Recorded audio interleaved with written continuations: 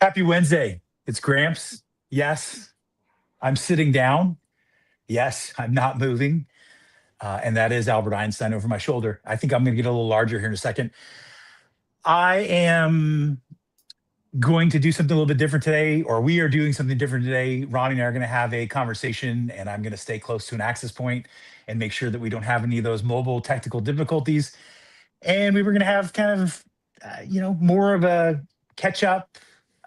He briefly described meditations. I've said this a couple of times. I struggle sometimes with getting guests, bringing guests, having guests. And one of them I was talking to yesterday, and he's like, "Yeah, I want to come on. I want to be myself. I want to talk about all this meditation and all these things I'm doing.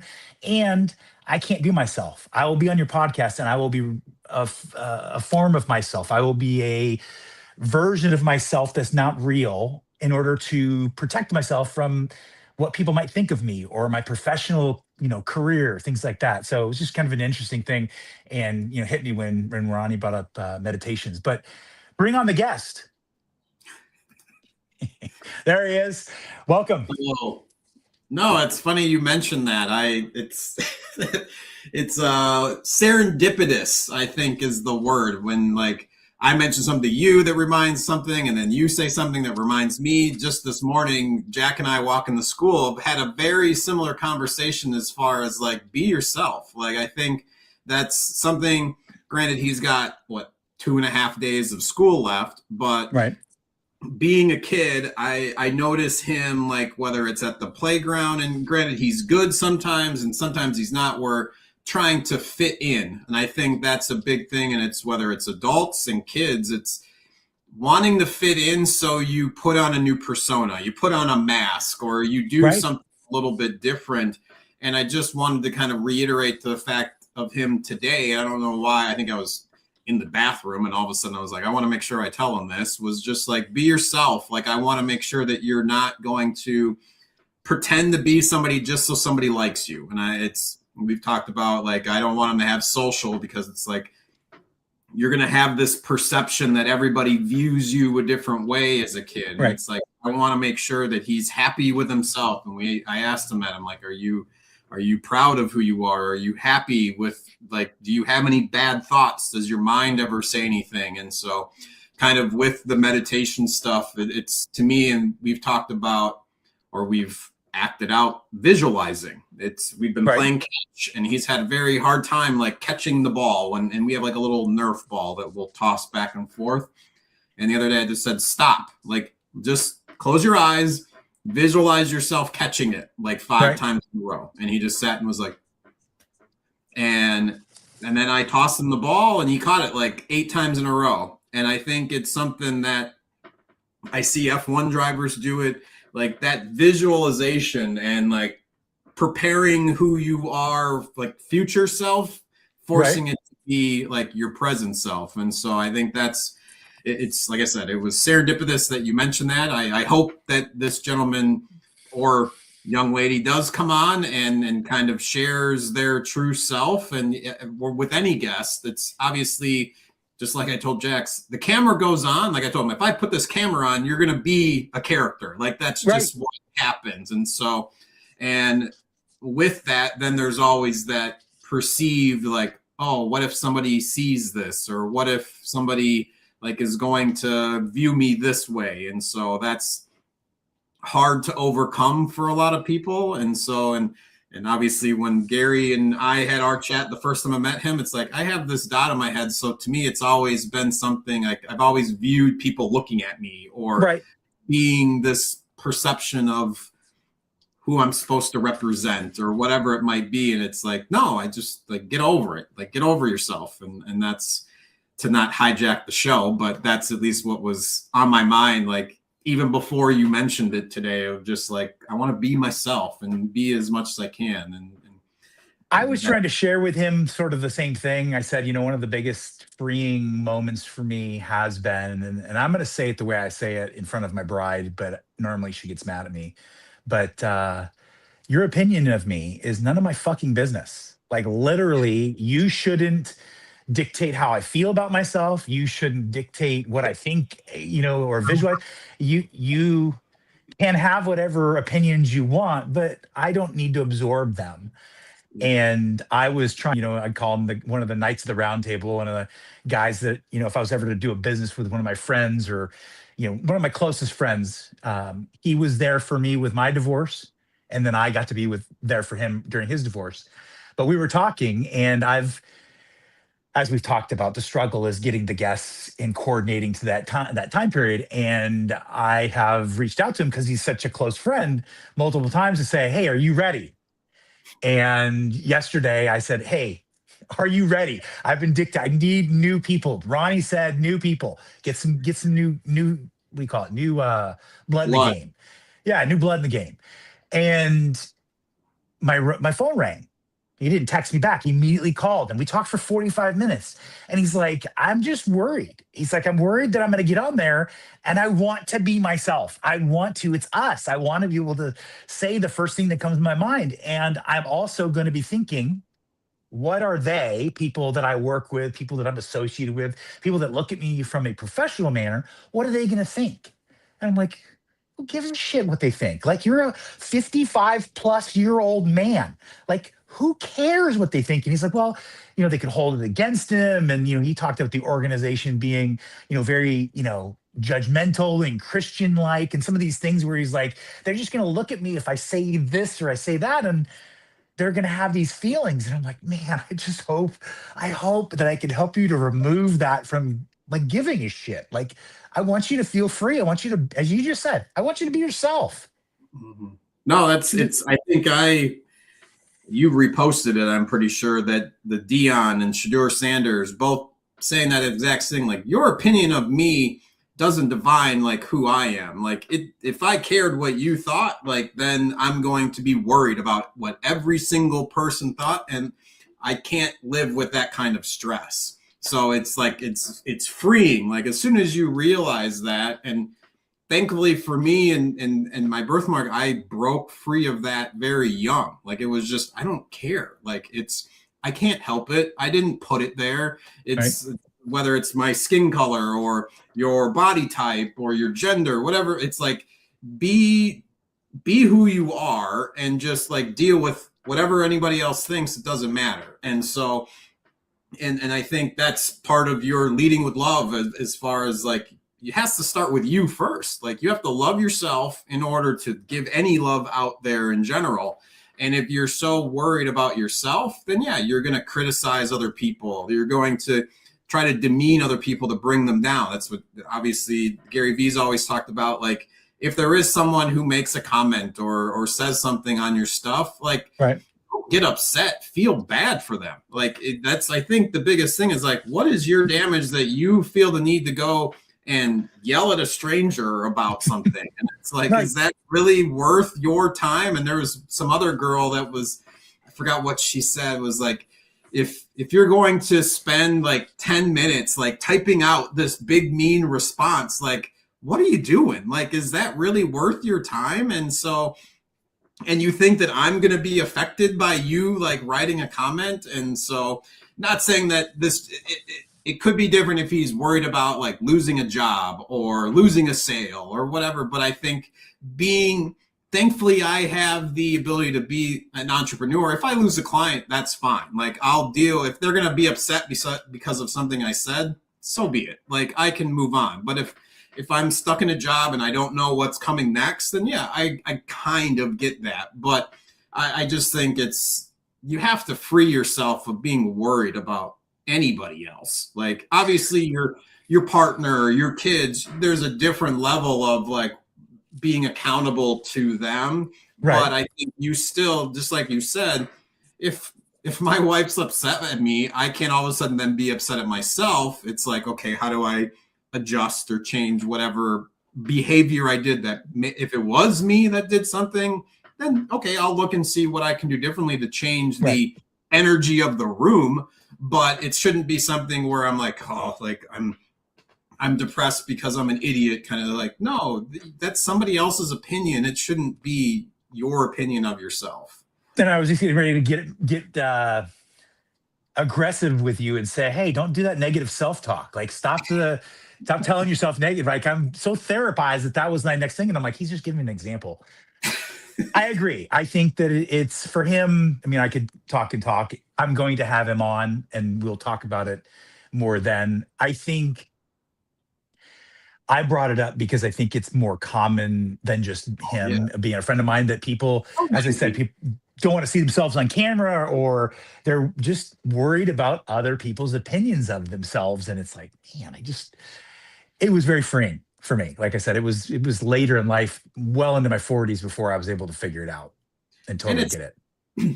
again, this is not something it's freeing because I think we started this with meditation, kind of bringing it up.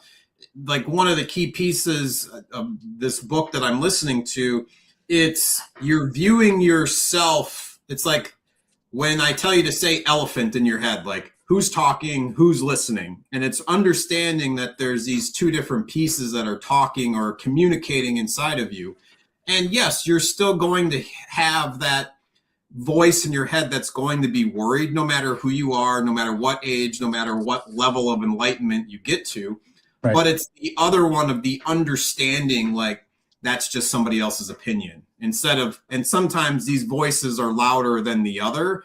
And that's, I think, the biggest piece is people hear that negative voice so much louder in their head, whereas that quiet one or the one that's like, no, that's just somebody else. Like, don't worry about this. It just gets quieter. It gets I like how you quieter. got really soft when you were talking.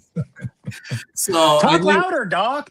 yeah, and I think for me, it's for whatever reason, I don't know like why and it's always kind of it's gotten louder. Like my positive one just keeps it's yells at me like stop worrying about them, like do this, get over the fear, whether it's the Right. fear of talking. And so that it's these pushes that for me have led me down my path. And to me, like I feel like I've accomplished a lot. And granted, I think we all can sit there and look at our lives and be like, man, I can't believe who I was 20 years ago and how I've gotten to here at this point. Even if it's Right.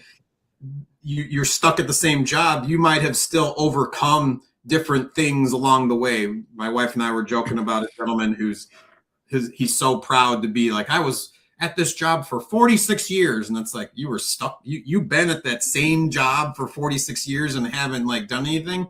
But in that, as we're picking on him, in my mind, I'm also thinking like, I'm sure he's gone through ups and downs of life and has grown in a way. And so even if you feel like you're stuck or haven't gotten to where you want to be, you've still overcome plenty of things. And that's where you need to have that louder positive voice of saying, hey, you've still managed to get through this. You got like you dealt with death, you dealt with sickness, you dealt with injuries, Right. you dealt with job loss. And so it's knowing that you're still alive, you got back up, you were still able to kind of overcome whatever downtrodden thing you went through and be able to still continue on, still go back to that job because you had a really shitty boss that was an a-hole to you, but you still showed up and like represented yourself. So I think Right. there's levels to it, but at least for me, it feels like I'm getting kicked in the butt of like, you need to go do this. Like with my wife, all like the voice in my head on the first date, go kiss her and Right. just like in. And so there's all these little different pieces that I think we have. And it's just a matter if you're going to listen to that positive one or listen to the negative voice, because, and I know some people might have 15. That's what my wife, like, she's like, there's a whole bunch of different voices that are all kind of, one's There's a worried. choir.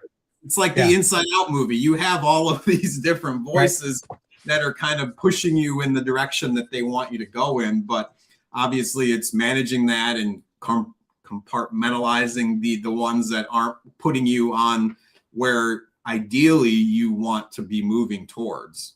Right. No, it's all good points. And I think the meditation, I was going to ask you, are you using that meditation to, couple questions. Are you using that to make the voice louder? Do you do the meditation at a certain specific time of day with silence around you? Are you doing it when you're doing your walk and video kind of time when you're by yourself? I mean, when do you do the meditation? So I've kind of so it's different phases, I think, for me. Right now, I'm in a phase where the real meditation is probably going to start tomorrow. Yeah. But for me, the visualization and the essential mantras, I printed out these things, one for when I wake up, one for when I go to sleep. And it's essentially, it's a lot of the I am. Like I'm repeating some stuff. I have financial goals. I have things that I want to do, and so, in order to get there, I have to make my brain realize that it's already happening now. Like, I'm already Yep. grateful for the $8 million, the house is paid off, like all of these things. And if I repeat these things, my subconscious starts realizing that it's real.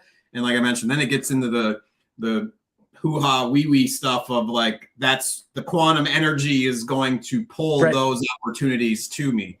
Um, but I think the visualization stuff I've been trying to do, and he mentions it in the book as well, that the best times to do it is when you're leaving your beta wave mind into alpha, which is typically in the morning, like right. Right. The closer you are to being asleep or So getting out of bed. dream-like trance, yeah, early morning, right before you go to bed. I think what'll benefit me the most is I've been getting up almost the same time as you. I just started setting an alarm recently at 5 a.m. and it's birds tweeting, so it doesn't even feel like an alarm. It's a louder. Yep. It sounds like the birds came into my room. And I think because before that, I just felt like I'm being so productive with my time, and yet the only constraint was time. So how do I do that is wake up earlier. So I have Right. an extra hour and a half of time in order to do these things. And so like today I was able to make my wife some breakfast for her and just kind of set her up, because the last few days she's like, oh, I just don't have enough time to do this. And it's like, well, I do. So let me do this for you, kind of deal. And I think using the time in the morning, like I've been trying to I wake up and I'll visualize being in the paddock at an F1 race, or these different things that I want to do. I want to be F1 photographer, or just like freelance, or whatever it might be, but I want to have access to the grid. And so there's plenty of people who have it. So I think that's the biggest thing, is like the stuff that you see that you dream about, somebody's doing that. Like visualize yourself as that person who's walking the grid pre-race, or in the pit, like with the family members. Like there's other people that aren't family that are there. And so I just need to visualize myself as that person. Maybe it's a eye magnet or a second lap logo on Max Verstappen's car in 15 years or 8 years. My son will be very happy you used him as the example driver. Thank you. Yeah. So I think having that thought process and visualization in the morning has, like I mentioned to you, it's like I've been trying to be more productive business wise, and having started this, I'm getting like yesterday, a guy I gave my number to last year at an event called me out of the blue and was like, hey, I've got this shop, check them out, talk to her today, they're very interested. So it's like awesome. Those kind of things don't normally happen. And so and then granted, they've been happening more. And so to me, it's a drug. And I had you on my other podcast about sales. Sales is a drug. And so for me, that's at least, I want to have more of those connections. And how do I get more chances? And to me, this is an opportunity to find more of that energy coming to me. And so that's where it gets me excited to want to learn more about this and get deeper into it. Two things I have. I do something similar and took from Tiny Habits by BJ Frog. And I need you to give me who your book and author is, if you know it, just to make sure the people that are watching can go get, because you've given a bunch of good Scooby that it would be great for the author to have another customer.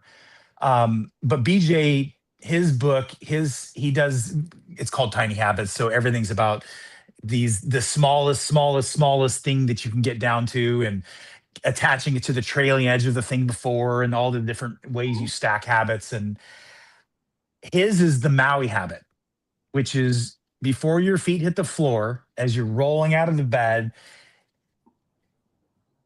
8 words: today is going to be a good day. And it just sets the rest of your day up for goodness. Like you're just, it's just like a little squelch. It's just a little bit of an adjustment as you're getting up. I'm already excited.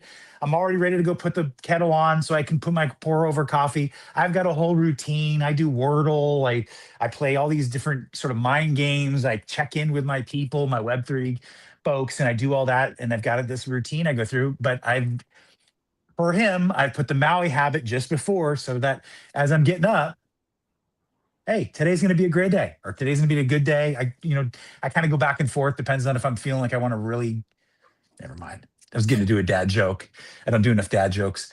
But it's, anyways. What is the book and author that you're reading right now? So it is Breaking the Habit of Being Yourself is the name of the book, by Dr. James Esperanza.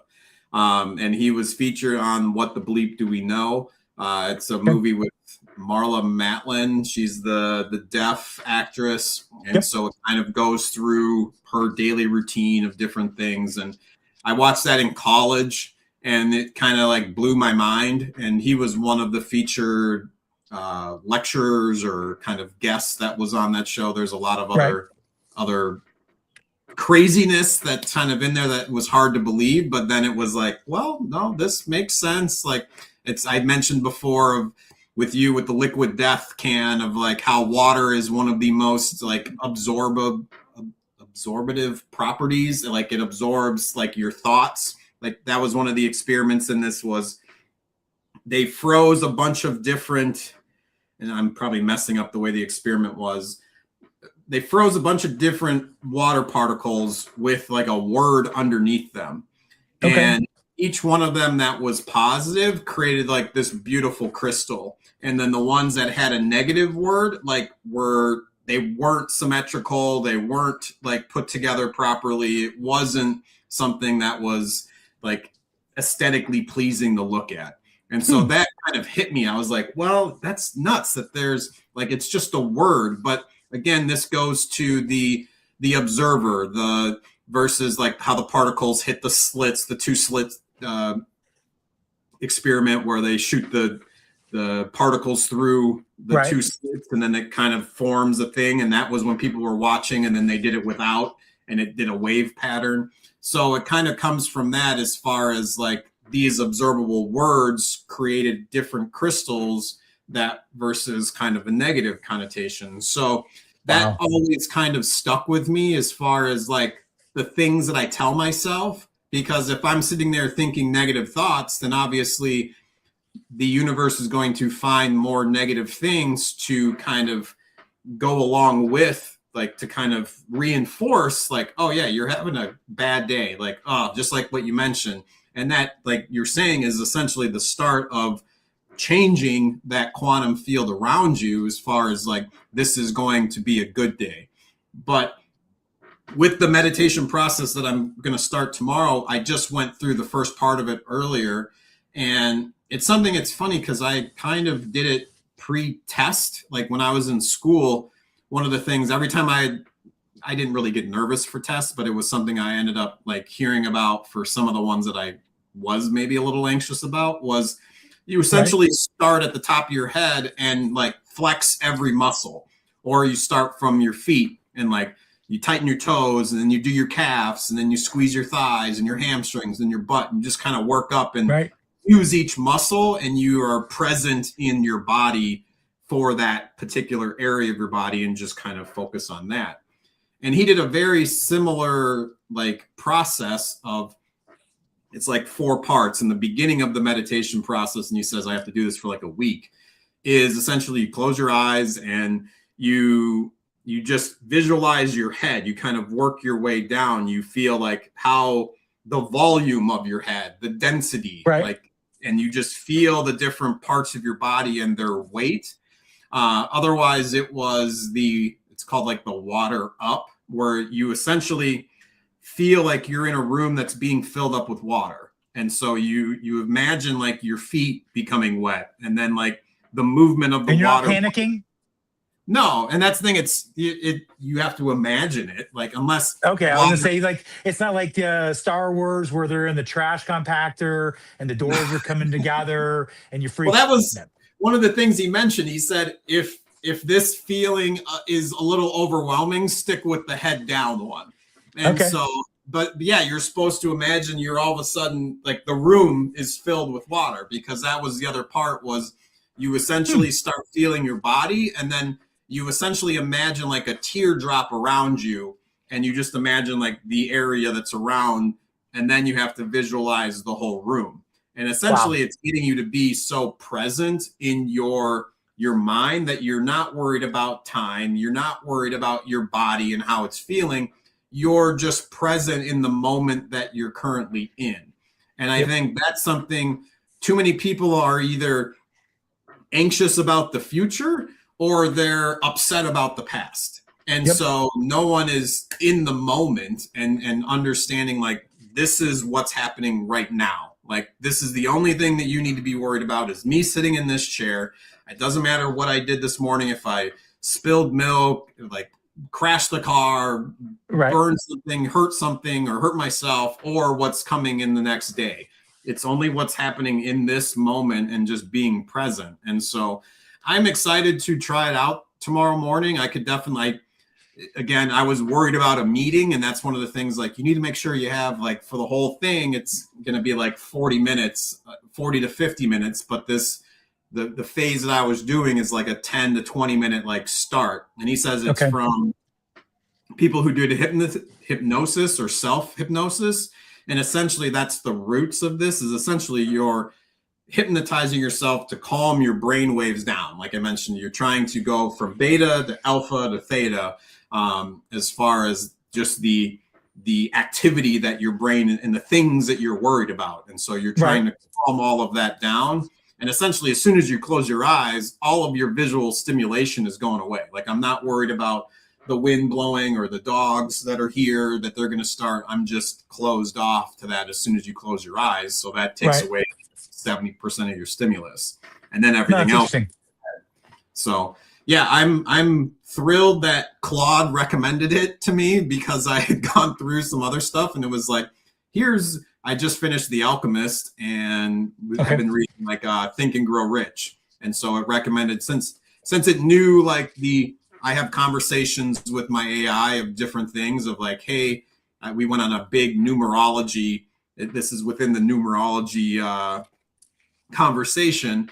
And so, and it's funny just of how I've told my wife about this, like, I'm a 3, which is a communicator. Big surprise. I talk on end.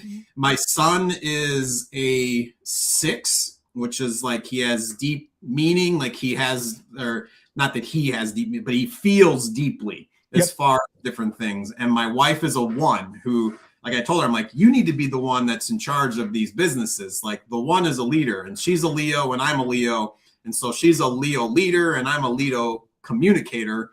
And so and then our son is a deep feeling Scorpio. So,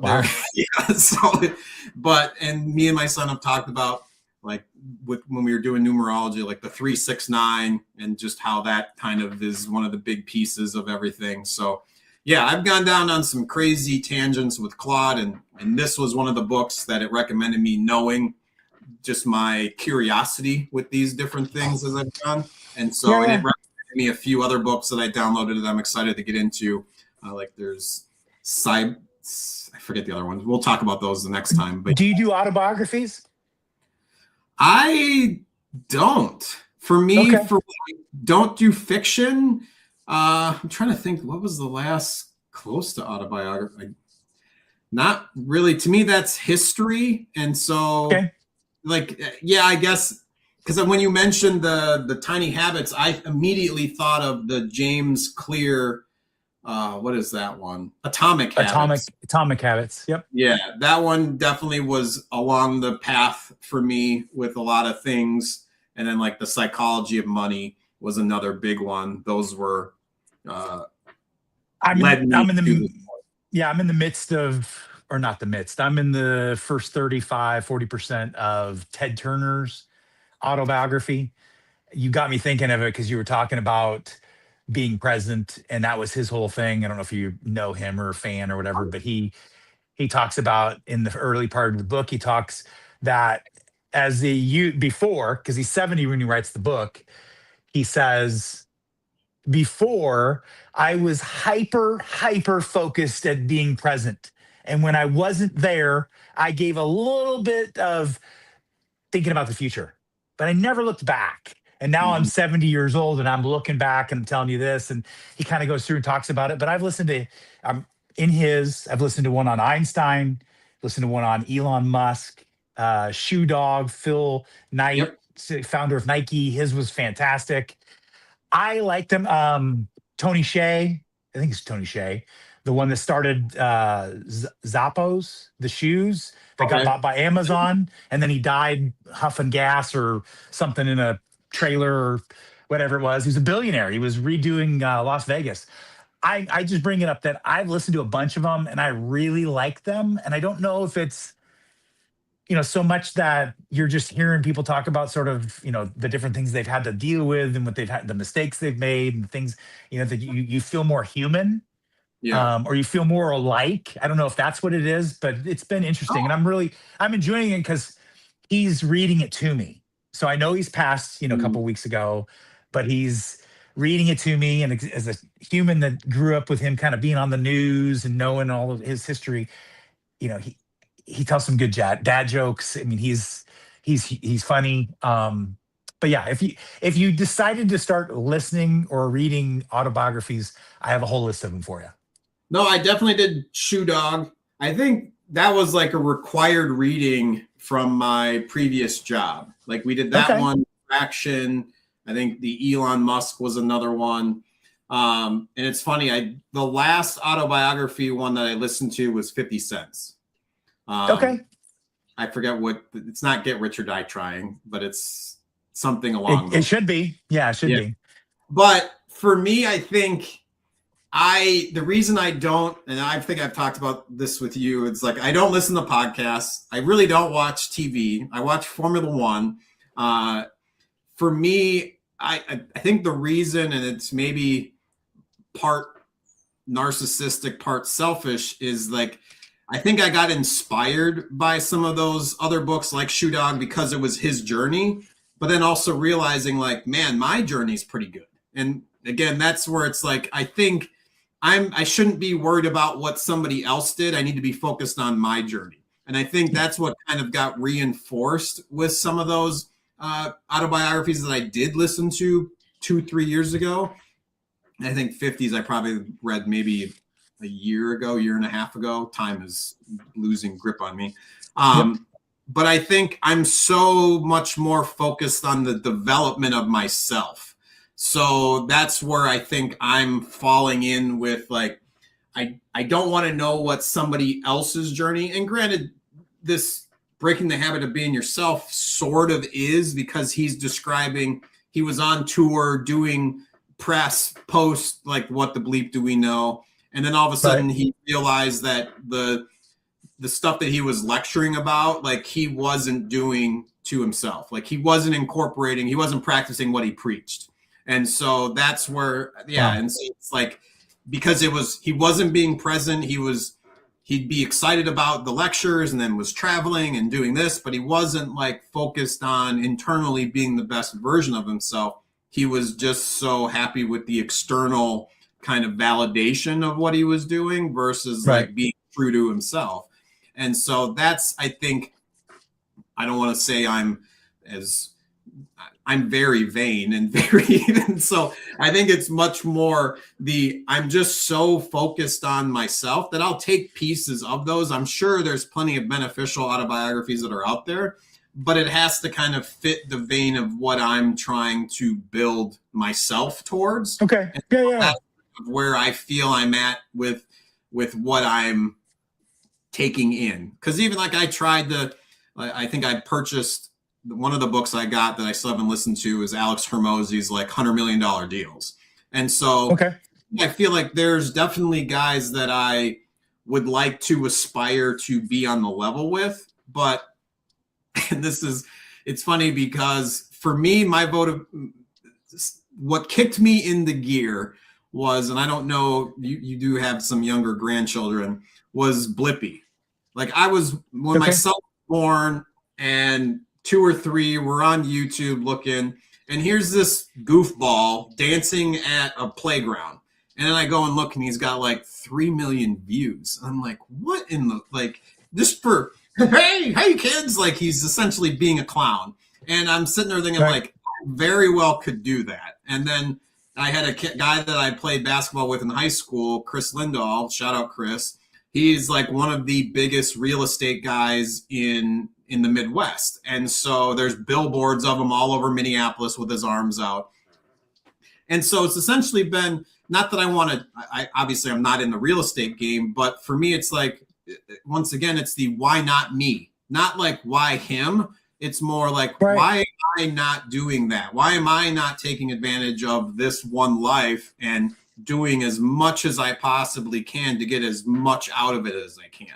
And so whether it's, obviously I'm not making kids videos at a playground, or I'm not putting billboards up like of myself, but I'm making multiple podcasts. I'm doing videos every day. I'm doing stuff that fits my vein from the things that I've been inspired to do, and love my life. It's like I get to go and pick up my son from school. I get to help inform people about marketing and different things within that realm, because I had a teacher that was like, you need to be in teaching. And so that has always kind of stuck with me and it's like the pitch now is like, our marketing company is an educational marketing company. You can choose us because I have the time to work on this, where you need to go and tint those windows.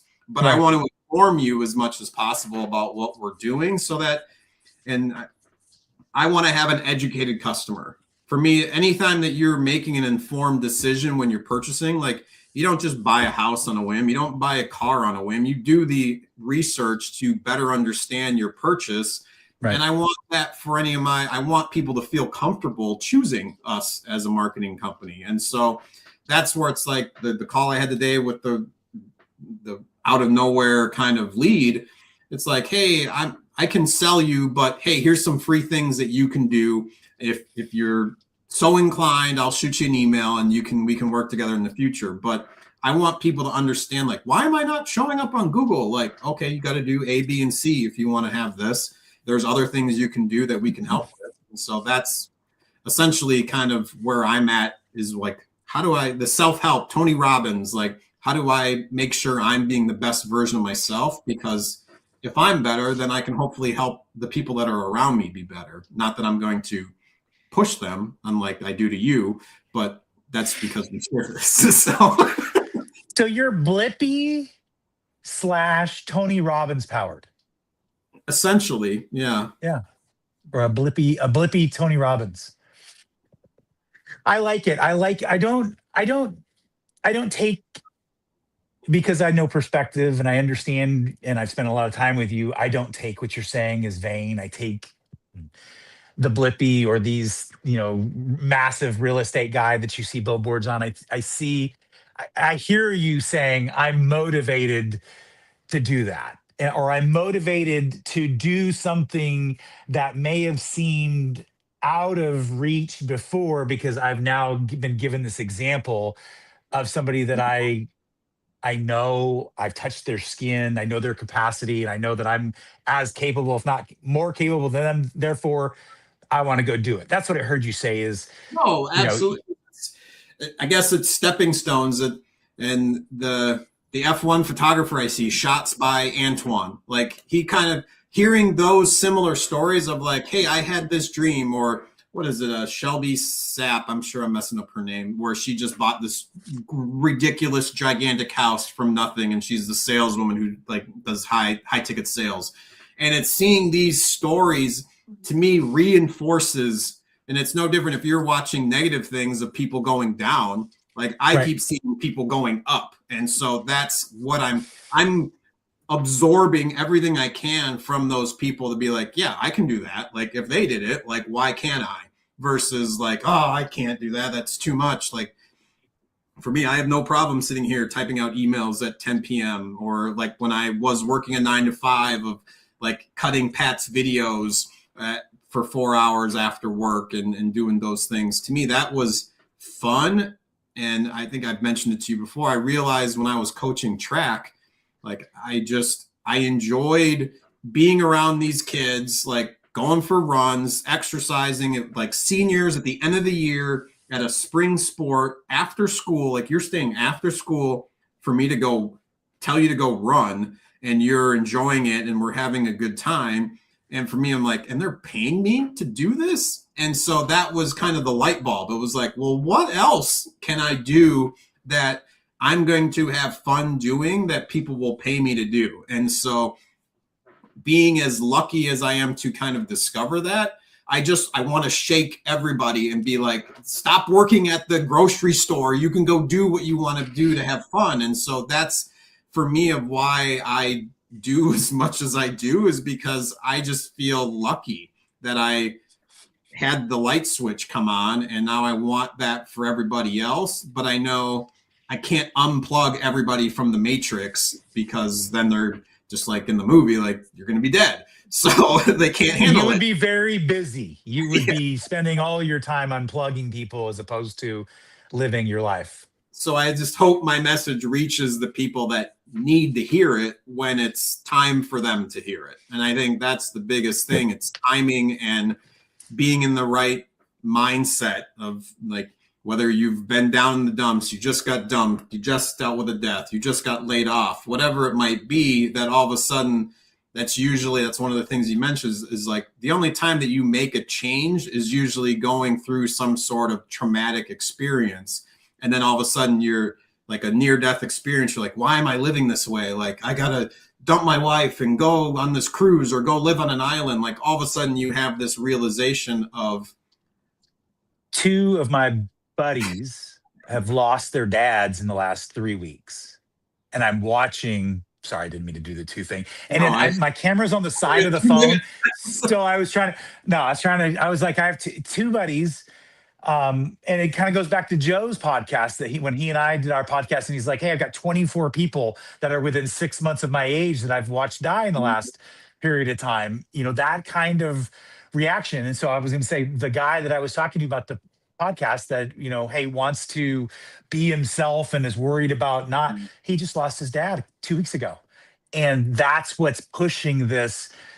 I want to do things different. Like he's spent 30 of the 45 minutes talking about, hey, I'm reevaluating where I see like tomorrow, not where I'm going to be in 20 years. Like everything in front of me feels foreign. All this shit feels bad. As you said, you get hit in the face and you want to do something different. And I'm watching these guys do this. Andy's the other one. Andy, who I'm trying to get back on the podcast. He lost his dad 7 years after he lost his mom. And his mom, made his dad, hey, take care of the kids and be here. And I told him, hey, the positive thing is he felt comfortable that you guys were okay.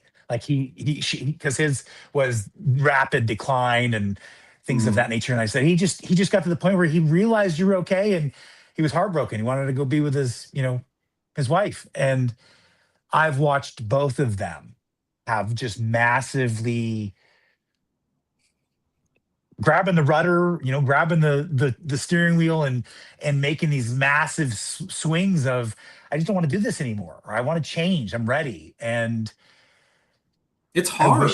I wish it didn't take that to get people. I mean, I guess that's my most negative thing I'll say on this podcast with you is I wish it didn't take a massive slap in the face or a massive loss to realize that it's time for a change. Yeah. But it just seems to be like that's the thing that does. At least I can kind of put a bow or kind of loop it back around to the meditation stuff. That is essentially the first phase. I had the end, so I don't know the third and the fourth phase, but the first one is getting understanding your body. The next one, I wrote down a bunch of different things, and that's where it kind of led to was, what are the things that you want to change about yourself? And so he listed off a bunch of, I want to grab it, bunch of dead air, unwanted emotions. Like, what is inside of you that you feel like there's these questions you're supposed to ask yourself. What kind of person have I been? What type of person do I present to the world? What kind of person am I really like inside? Is there a feeling I struggle with on a daily basis? How would my friends and family describe me? Is there something about myself that I hide from others? What part of my personality do I need to work on improving? And what is the one thing I want to change about myself? And then he listed off a whole bunch of different like unwanted emotional terms, and I'm supposed to pick one. And essentially it runs through, I wrote down 5 or 6, but like worry, frustration, fear, lack, anxiety. And I think those are things that even me here, I'm a very confident person, and I'm not worried about a lot of things, but there is still, like I said before, you're still going to have those pieces of things that you want to improve on yourself. How do I walk up and talk to my neighbors when it just feels like they don't want to talk, or whatever it might be of like that attractive girl in the college that I want to go over and say hi to. And so or I feel like I'm lacking being a better dad, or whatever it might be that you're kind of internally dealing with that only you knows. And that's something that everybody is dealing with. And that's one of the things with the meditation that I'm not looking to fix, but I'm looking to explore. And that's where I want to have those things where it doesn't take some sort of my dad dying or like something happening to somebody in the family where then I'm all of a sudden thinking about like, well, why didn't I do this? Why didn't I say this to them? When I can start doing that now and start introspectively looking at myself of the things that I want to change or be better at, I want to do that now versus when it's too late. And so that's at least for me where I'm going, and I'm excited to see if that's just the first 2 phases of like body and the things I want to change. I'm excited to see what the 3rd and the 4th phase of this meditation process is. I completely believe and live my life as if we're all interconnected, Gaia, whatever you want to refer to the word as, and see the serendipitous. I'll use the word that you used earlier. It's a good vocabulary word. The things that come from it, like the things that happen from just behaving, that way. So, and my brain went somewhere else, and I started thinking about, and all of a sudden I was in Jamaica for a second.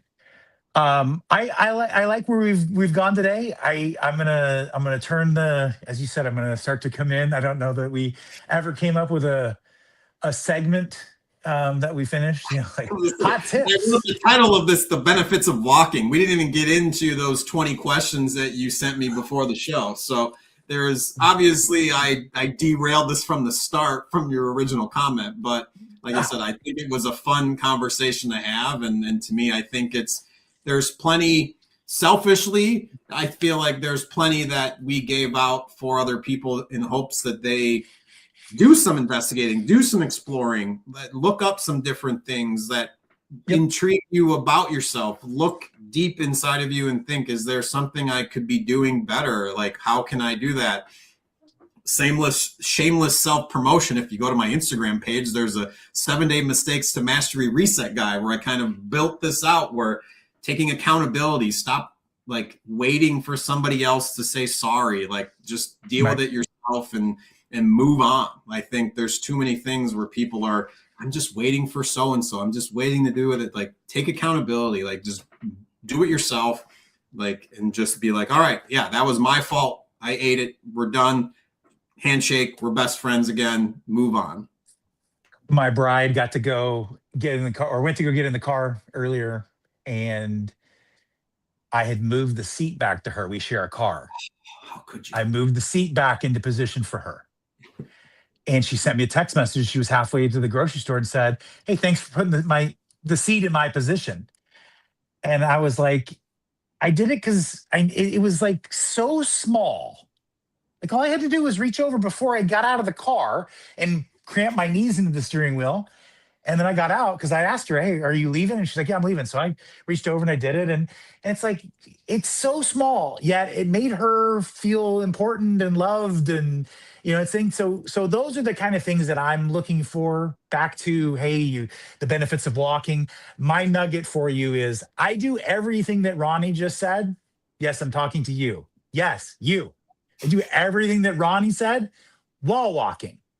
And I do it while walking because the walking sort of like takes the low level. Did I turn off the oven? Did I, do these things, the constant thing that your brain is thinking, and it mutes that down to where I can have the meditation thought that you are. I can think about things. I can be grateful. I can think about the Maui habit that I did when I got up in the morning. I can think about, oh, hey, another thing is we have a mirror next to our shower. And when I'm showering, sometimes it gets water in it. And I notice my wife always comes in and she re-wipes down the mirror after I've left. I've started to wipe the mirror off as I'm leaving, just so that when she walks in, she can be, oh, hey, I don't have to do that. Like it was important enough to him to do it. So all of these things are, take the time to think about the little things. Take the time to just realize that we are domesticated wild animals. That's at the end of the day, we could be out in a field, all of us running around in loincloths or even naked if we wanted to, because that's what we are. But we choose to be clothed and civilized and things like that. And this is me getting all ramped up. And now I'm like trying to bring the plane in and I'm overshooting the runway.